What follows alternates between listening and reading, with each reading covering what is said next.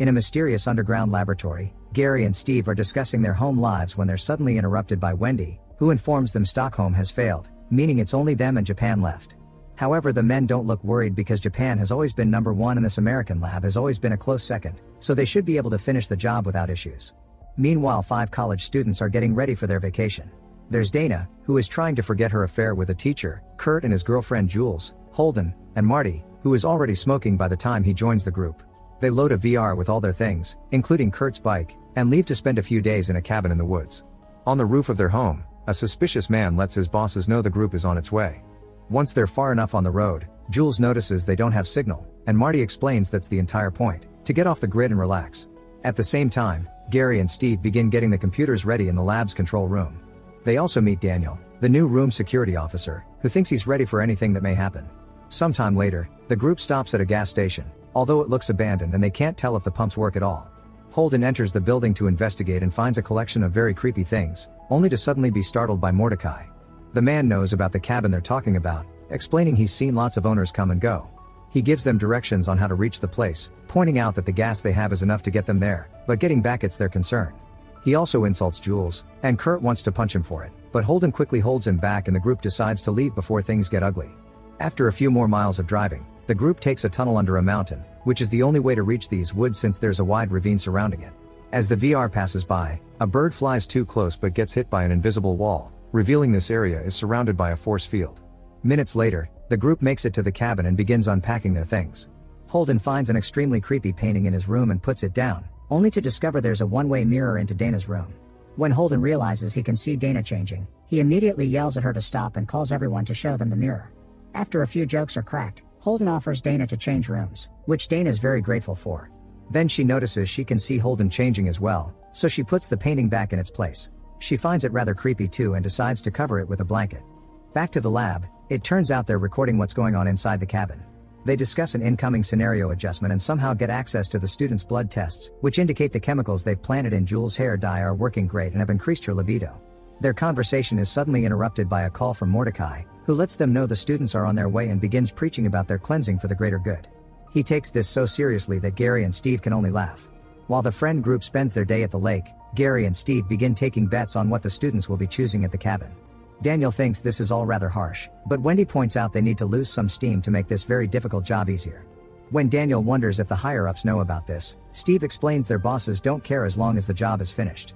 Daniel also thinks it's unfair to bet on an outcome that is controlled by them, but Steve and Gary say the system isn't like that. The students will be guided to the cellar, but the final choice is theirs to make. They chose to ignore Mordecai's warning, and only if they choose again they can be punished. When night falls, the friend group plays truth or dare. Jules is dared to kiss a wolf head that hangs on the wall, and she does while behaving like a tart, which is unusual for her.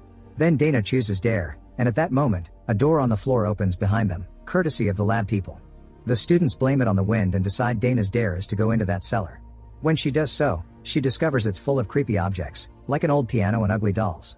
Suddenly the picture of a girl startles Dana and she screams, causing the others to come down as well. Marty turns on a lamp and they discover even more creepy stuff, which makes Marty think they shouldn't stay down here, especially when he hears a voice whispering to him. The others ignore him and start poking around at things like a music box with a ballerina and a strange ball, but their search is interrupted by Dana, who has found a diary. She reads passages explaining that the first family that owned this house was tortured by the father, and the daughter found a book with some prayers that would bring the Holy Spirits to them. There are a few lines in Latin on the page, and Marty asks Dana not to read them, but Dana does it anyway. This causes the corpses of the family to come back from death, and people at the lab celebrate that the employees from maintenance won the bet. It turns out their bet was based on what monster would attack the students depending on what item they played with. Daniel still can't believe gods and magic are real, and Steve is disappointed they won't get to see a merman since it never gets chosen. Then he and Gary check on the screens that show the same job is being done all over the world. Every other country has failed except Japan. In a Japanese school, young girls are dealing with a creepy ghost. Afterward, the friend group goes upstairs and Kurt and Jules continue to behave strangely. Kurt keeps on drinking and making jerk comments, while Jules dances in a provocative way and jokingly flirts with Marty. Since the other three aren't in the mood anymore, Kurt and Jules leave to have privacy in the forest. Marty asks Dana if she doesn't notice that their friends are acting weird, and he confesses he's feeling like there are some puppeteers behind all this. Dana tells him it's just the side effects of what he's smoking, so Marty decides to go to his bedroom and rest. Now they're alone, Dana joins Holden on the couch and they end up kissing. Meanwhile, Kurt is trying to convince Jules to get frisky in the forest, but Jules doesn't want to undress because it's chilly. People at the lab are disappointed because they want to see some action, so they release pheromones to change Jules' mind. As the couple begins getting in the mood, the technicians also turn on a special light to create a romantic spot on the grass. Kurt and Jules lie down and start getting busy, causing Jules to show her chest to the cameras. Daniel wonders if this is going too far, but Steve explains they have to keep the customer satisfied. Suddenly, a zombie shows up and stabs Jules' hand. She runs back and Kurt jumps in to defend her, but the zombie stabs him in the shoulder. Kurt pushes him away and removes the blade from his shoulder, only to see a second zombie arrive. This one uses a chain to knock Kurt down and then capture Jules. The first zombie grabs Kurt to make him watch how the whole zombie family kills Jules with a rusty saw. At the lab, Steve and Gary say a prayer, indicating Jules' death as an offering, and Steve pulls down a lever to make Jules' blood fall into a mysterious contraption. At the cabin, Marty hears the voice again and decides to go for a walk. First he stops to relieve himself, and notices there are no stars in the sky. One of the zombies suddenly appears and slowly begins to approach him, but at that moment Kurt shows up, pushes the zombie away and brings Marty into the house. Kurt then tells everyone that Jules is dead and that they need to leave. Against Marty's warnings, Dana opens the door and finds another zombie, who throws Jules' head at her. Dana screams as Kurt and Holden rush to lock the door, keeping the zombie outside. Kurt points out it's important to stick together for safety and that they need to barricade every window and door. This may make the job hard for the lab, so the technicians release a disorienting gas that makes Kurt change his mind, and he announces they should split instead to cover more ground. Each student runs to their respective room, and the technicians lock their doors. Marty rushes to close the window and accidentally knocks off a lamp, which breaks and reveals a hidden camera. Steve contacts the chem lab to get something that will make him forget, but Gary stops him because there's already a zombie on the way. As Marty wonders if this is a reality show, he rests his body against the window, and the zombie breaks the glass to grab him and throw him outside. The two of them exchange a few hits, but the zombie stabs Marty and drags him into the forest. Then the technicians pull the lever again, and it's shown that Marty's blood is sent to a stone carving. The ground under the cabin begins to shake, and a zombie breaks through Dana's window. She begins crying for help, and Holden breaks the mirror between their rooms to bring her over to his.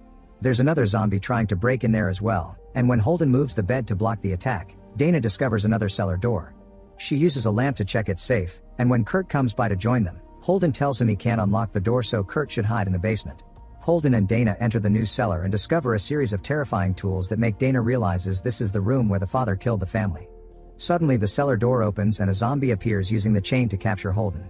Dana immediately grabs him too and brings him back into the cellar before grabbing any tool she can find around to stab the zombie until it can't move anymore.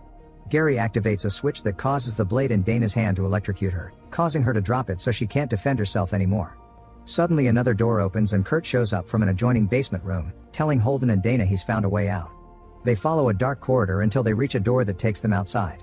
The trio escapes in the VR without noticing the bloody handprint on the door. Meanwhile, the Japanese schoolgirls manage to exorcise the ghost, meaning the American team is the only one standing. Wendy calls Steve and Gary to tell them off for having been so smug about the whole thing and reminds them to take this seriously because they can't let the ancients rise. At that moment Gary notices the VR is about to reach the tunnel, which shouldn't be open. Gary rushes to check what's keeping the demolition team from causing the cave-in and discovers there was a glitch in the system. As the VR enters the tunnel, Gary patches the wires and finally makes the tunnel collapse. Kurt reacts quickly and drives backward to escape before they're crushed. The only way out would be jumping across the ravine, but they don't have any ropes. Kurt decides to try to jump over with his bike since he's done some big jumps before. Unfortunately, when Kurt jumps, he hits the invisible wall and is electrocuted before falling into the abyss. Dana realizes that Marty was right about someone controlling things behind the scenes, and the technicians use Kurt's blood to fill another stone carving. Holden and Dana get in the VR and drive back to the cabin because Holden thinks they could find a road behind it. His words are suddenly interrupted by a blade coming at him from behind, instantly killing him. Dana screams when she sees there's a zombie in the VR, which is now going off the road and falling into the lake. The zombie tries to grab Dana, but she just swims away while the technicians at the lab celebrate with a drink. Daniel doesn't understand why they're happy considering Dana is alive, but Steve explains the sacrifice of the untouched is optional as long as it's done last and she gets to suffer first. While Dana reaches the pier and is attacked by a zombie, the lab employees throw a party. The demolition team stays defensive and says the glitch was caused by a power reroute from upstairs, which Gary thinks doesn't make sense. Then the phone connected to the people upstairs begins ringing, and Steve picks up the call to learn that one of the sacrifices is still alive, so the ritual hasn't been completed. The zombie on the pier is about to kill Dana when suddenly Marty shows up to help her. The two of them hit the zombie to make it fall into the lake, then they run away, aware that the zombies are still following them. Marty makes Dana enter one of the graves, where the zombie that took Marty is on the floor in pieces after Marty took care of it with a trowel. The place doesn't look like a grave, it's more like a metal box with an electrical panel. Marty activates it and opens a door on the floor that takes them into a box-like elevator. The duo enters it and the elevator begins moving around in all kinds of directions. When it stops for a few seconds, a werewolf crashes against the wall, trying to get at them. Then the elevator moves again, and each time it stops, Marty and Dana meet a new monster. Dana begins matching the monsters with the objects they had seen in the cellar and realizes the puppeteers made choose what would kill them. There are hundreds of monsters down here waiting for their turn to be released for the show. While Dana has a breakdown, the technicians panic as they discuss how to proceed. Wendy discovers that the team missed one of Marty's stashes, so he's been smoking without the technicians' chemicals and became immune to the stuff. When the elevator finally stops, the doors open to reveal a guard that wants to take Dana. However, the zombie arm on the floor moves and grabs the guy, giving Marty and Dana the chance to push him against the wall and knock him out. Then they take the zombie's knife and the guard's gun before going down a corridor, where a female voice begins explaining they're part of something bigger and their job is to placate the Ancient Ones. At that moment more guards show up, so Dana and Marty run to hide inside a small control room. Dana notices the panel and presses the button, causing all the monsters to escape their cages. Now chaos takes over the building as the monsters kill anyone they find in their path, from guards to scientists. The power goes out in the main control room and something tries to break down the door while Marty and Dana are suddenly startled by a dragon bat. They run away, dodging or shooting at the monsters that try to catch them, and enter a hole in the wall that takes them into a hidden tunnel. In the control room, Gary and Wendy are trying to get the door to their emergency tunnel open. Daniel is killed by the scarecrows, but before dying he activates a grenade that knocks Steve down. On the floor he's disappointed to see that the merman is actually incredibly ugly before the monster kills him. As giant tentacles break through the ceiling and grab Wendy, Gary finally manages to open the emergency door and he runs down the hidden tunnel, where he accidentally bumps against Dana and her knife. Before dying, Gary asks Dana to kill Marty. Afterward Marty gives Dana the gun and the duo goes down the tunnel to find a chamber with 5 huge stone carvings, of which 4 are filled with blood. Dana realizes each carving represents a member of the friend group and this is all a sacrifice ritual. Marty wonders why they just don't kill them fast and directly, and Dana points out they probably want to see them punished. Suddenly the female voice from before confirms they were punished for being young and the director shows up, explaining that this ritual was created to appease the Ancient Ones. They're giant evil gods that sleep under the lab and they'll awaken to destroy Earth if the ritual isn't completed.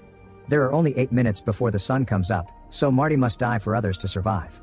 Marty doesn't want the world to live at the expense of his friends' deaths, but Dana understands the greater good and points the gun at Marty as she apologizes.